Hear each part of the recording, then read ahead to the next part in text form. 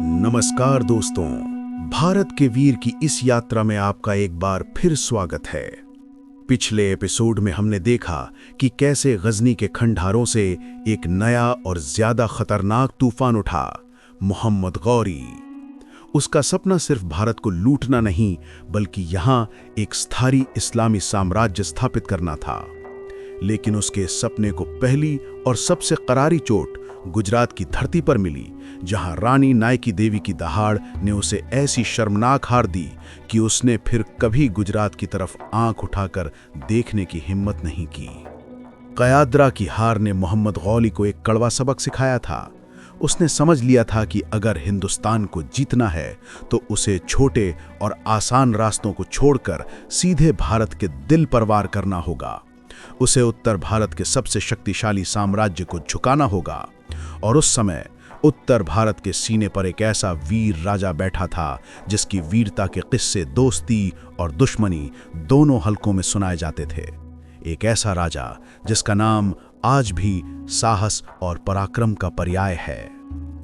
आज हम उसी महानायक की गाथा शुरू करेंगे।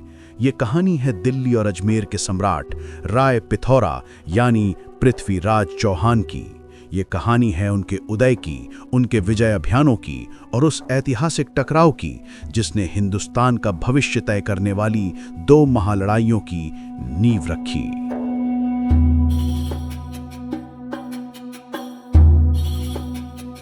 12वीं सदी का उत्तर भारत, एक ऐसा समय जब वीरता और कला अपने चरम पर थीं, लेकिन राजनैतिक एकता का घोर अभाव था।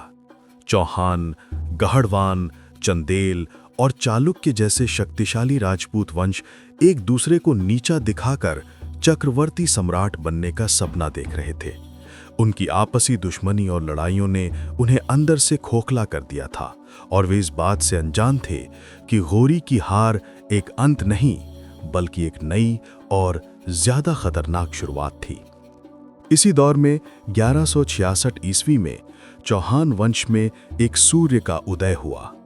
राजा सोमेश्वर और रानी कर्पूरी देवी के पुत्र पृथ्वीराज तृतीय। उनका जन्म गुजरात में हुआ था, जहां उनके पिता अपने ननिहाल चालुक्य दरबार में पले बढ़े थे। बचपन से ही पृथ्वीराज की आंखों में एक असाधारण चमक और भुजाओं में असीम बल था। उन्हें इतिहास, गणित, चिकित्सा, दर्शन और सैन्य कला सहित कई विषयों की शिक्षा दी गई, लेकिन उनकी सबसे बड़ी प्रतिभा थी धनुर्विद्या में, जिसमें उनका कोई सानी नहीं था। 1177 ईस्वी में जब पृथ्वीराज सिर्फ 11 साल के थे, उनके पिता राजा सोमेश्वर का निधन हो गया। इतनी कम उम्र में उनके कंधों पर अजमेर के विशाल साम्राज्य का भार आ गया। उनकी मां, एक कुशल राजनीतिज्ञ रानी कर्पूरी देवी ने राजमाता के रूप में शासन की बागडोर संभाली। मुख्यमंत्री कदमवास जैसे योग्य मंत्रियों की मदद से उन्होंने राज्य को संभाला और युवा पृथ्वीराज का मार्गदर्शन किया। लगभग 1180 ईस्वी तक पृथ्वीराज ने पूरी तरह से शासन अपने हाथों में ले लिया था और सिंहासन पर बैठते ही उन्होंने अपनी तलवार की धार से चौहान साम्राज्य की सीमाओं का विस्तार करना शुरू कर दिया। पृथ्वीराज एक महत्वाकांक्षी शासक थे। उनका लक्ष्य अपने पूर्वजों की तरह सिर्फ अपने राज्य की रक्षा करना नहीं, बल्कि दिग्विजय करके पूरे उत्तर भारत में अपनी सर्वोच्चता स्थापित करना था। उनका पहला सैन्य अभियान अपने ही परिवार के खिलाफ था। उनके चचेरे भाई नागार्जुन ने सिंहासन पर अपना दावा ठोकते हुए विद्रोह कर दिया और गुड़ापुरा यानी आधुनिक गुड़गांव के किले पर कब्जा कर लिया। पृथ्वीराज ने इस विद्रोह को एक चुनौती के रूप में लिया और अपनी सेना के साथ गुड़ापुरा पर चढ़ाई कर दी। एक छोटी लेकिन निर्णायक लड़ाई में उन्होंने न सिर्फ नागार्जुन को हराकर किले पर फिर से कब्जा कर लिया, बल्कि ये भी साबित कर दिया कि चौहान सिंहासन पर अब एक शक्तिशाली और दृढ़ निश्चयी राजा बैठा है। इसके बाद पृथ्वीराज ने अपना ध्यान भंडांगड़ुकों की ओर किया, जो एक उभरती हुई शक्ति थे और जिनका राज्य आज के हरियाणा, अलवर और मथुरा के आसपास फैला हुआ था। भंडानक चौहानों के लिए एक खतरा बन रहे थे। 1182 ईस्वी में पृथ्वीराज ने उन पर एक जोरदार हमला किया। इस हमले ने भंडारकों की शक्ति को पूरी तरह से कुचल दिया और चौहान साम्राज्य की उत्तरी सीमा को सुरक्षित कर दिया।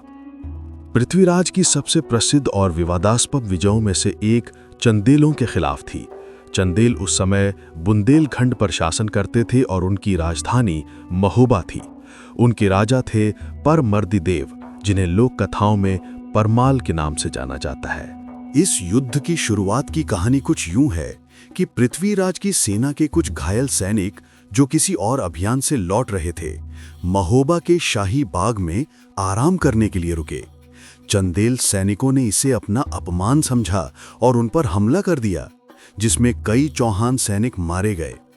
जब ये खबर पृथ्वीराज तक पहुंची तो वे क्रोध से आग बबूला हो गए। उन्होंने इसे अपनी संप्रभुता पर सीधा हमला माना और चंदेल साम्राज्य पर आक्रमण करने का फैसला कर लिया।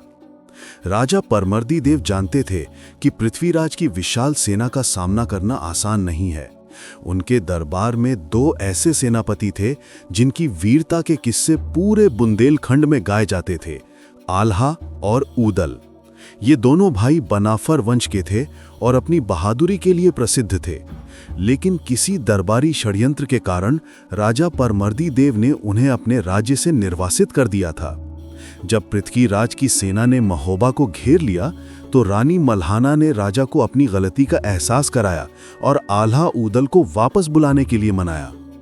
अपनी मातृभूमि की रक्षा के लिए आल्हा और ऊदल वापस लौटे और उन्होंने चौहान सेना का ऐसा भीषण प्रतिरोध किया कि इतिहास में दर्ज हो गया।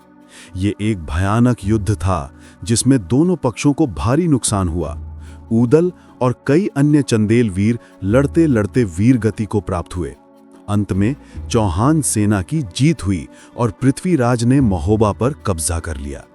इस जीत ने पृथ्वीराज को उत्तर भारत का सबसे शक्तिशाली राजा बना दिया, लेकिन इसने चंदेलों को उनका कट्टर दुश्मन भी बना दिया। पृथ्वीराज के सबसे बड़े और शक्तिशाली प्रतिद्वंद्वी थे कन्नौज के गहड़वाल राजा जयचंद्र। दोनों ही उत्तर भारत पर अपना वर्चस्व स्थापित करना चाहते थे और यही उनकी दुश्मनी का मुख्य कारण था। इस दुश्मनी को अक्सर एक प्रेम कहानी से जोड़ा जाता है, पृथ्वीराज और जयचंद्र की बेटी संयोगिता की कहानी। ये कहानी पृथ्वीराज रासो नामक एक महाकाव्य से आती है, जिसे पृथ्वीराज के दरबारी कवि चंदबरदाई द्वारा लिखा गया माना जाता है। कहानी के अनुसार संयोगिता और पृथ्वीराज एक दूसरे से बिना मिले ही प्रेम करने लगते हैं। जब जयचंद्र अपनी बेटी का स्वयंवर आयोजित करते हैं तो वे पृथ्वीराज को अपमानित करने के लिए नहीं बुलाते, बल्कि द्वारपाल की जगह उनकी मूर्ति लगा देते हैं। संयोगिता दरबार में मौजूद सभी राजाओं को छोड़कर उस मूर्ति को वरमाला पहना देती है। उसी समय पृथ्वीराज वहां पहुंचते हैं, संयोगिता को अपने घोड़े पर बिठाकर दिल्ली ले आते हैं और उससे विवाह कर लेते हैं। ये कहानी सुनने में जितनी रोमांचक है, ऐतिहासिक रूप से उतनी ही अविश्वसनीय है। ज्यादातर आधुनिक इतिहासकार पृथ्वीराज रासो को एक ऐतिहासिक ग्रंथ नहीं, बल्कि एक साहित्यिक रचना मानते हैं, जिसे पृथ्वीराज के समय के कई सदियों बाद लिखा गया था। पृथ्वीराज के समय के किसी भी समकालीन ग्रंथ जैसे पृथ्वीराज विजय में संयोगिता या इस स्वयंवर का कोई जिक्र नहीं है। इसीलिए ये प्रेम कहानी शायद एक कवि की कल्पना है। लेकिन ये बात सच है कि पृथ्वीराज और जयचंद्र के बीच गहरी राजनीतिक दुश्मनी थी और इसी दुश्मनी ने उत्तर भारत को उस समय कमजोर कर दिया जब उन्हें सबसे ज्यादा एकजुट होने की जरूरत थी।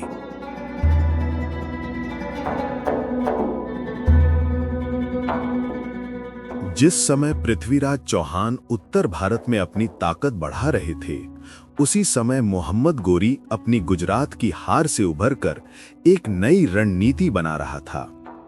उसने पंजाब पर कब्जा कर लिया था और 1186 तक लाहौर को अपना ठिकाना बना चुका था। अब चौहान और गोरी साम्राज्य की सीमाएं एक दूसरे से टकरा रही थीं और एक महासंग्राम होना तय था। इस टकराव की चिंगारी तब भड़की जब 1190-91 में मोहम्मद गोरी ने चौहान साम्राज्य के एक महत्वपूर्ण किले तबर हिंदा यानी भटिंडा पर हमला करके उस पर कब्जा कर लिया। ये पृथ्वीराज के लिए एक खुली चुनौती थी। उन्होंने तुरंत अपनी सेना इकट्ठा की, जिसमें दिल्ली के शासक गोविंद राय तोमर सहित कई सामंत राजा शामिल थे और गोरी को सबक सिखाने के लिए आगे बढ़े। दोनों सेनाओं का आमना सामना 1191 में दिल्ली से लगभग 110 किलोमीटर दूर तराइन यानी आज के तरावड़ी हरियाणा के मैदान में हुआ। ये दो अलग अलग युद्ध शैलियों का टकराव था।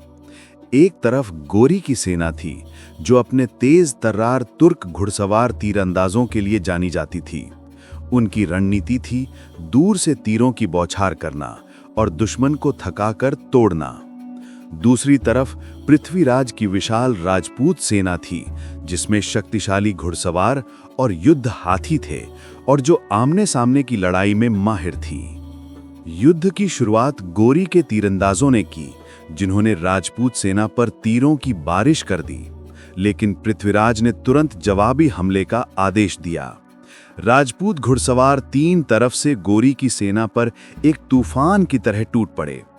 तुर्क सेना इस तरह के भीषण और सीधे हमले के लिए तैयार नहीं थी।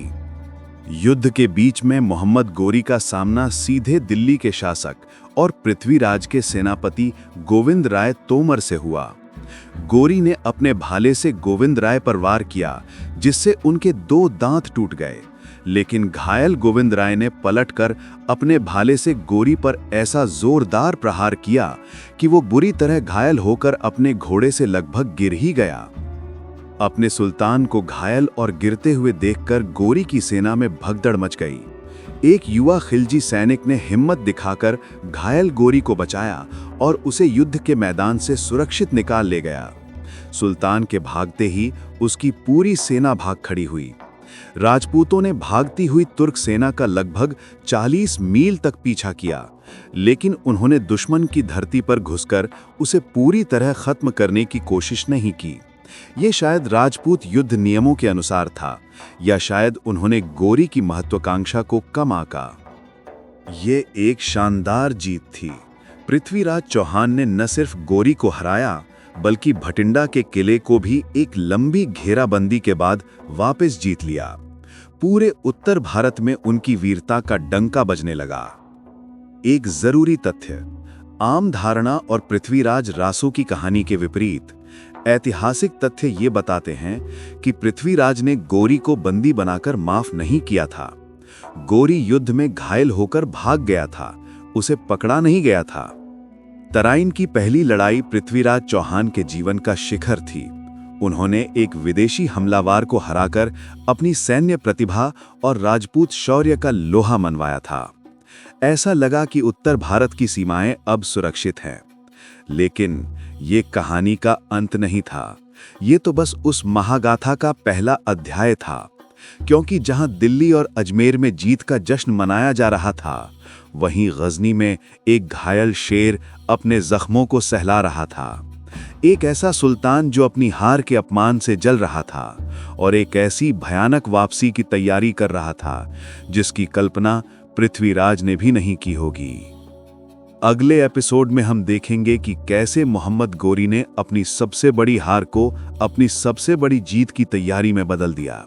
उसने 1 साल तक क्या किया, पृथ्वीराज चौहान से क्या गलतियां हुईं और तराइन के उसी मैदान में 1 साल बाद ऐसा क्या हुआ जिसने हिंदुस्तान का इतिहास हमेशा के लिए बदल दिया। हम जानेंगे तराइन के दूसरे निर्णायक और अंतिम युद्ध की कहानी। जानने के लिए देखिए भारत के वीर का अगला एपिसोड। अगर आप भारत के इन महानायकों की सच्ची और अनसुनी कहानियों से जुड़ना चाहते हैं तो हमारे चैनल को सब्सक्राइब करना न भूलें। धन्यवाद।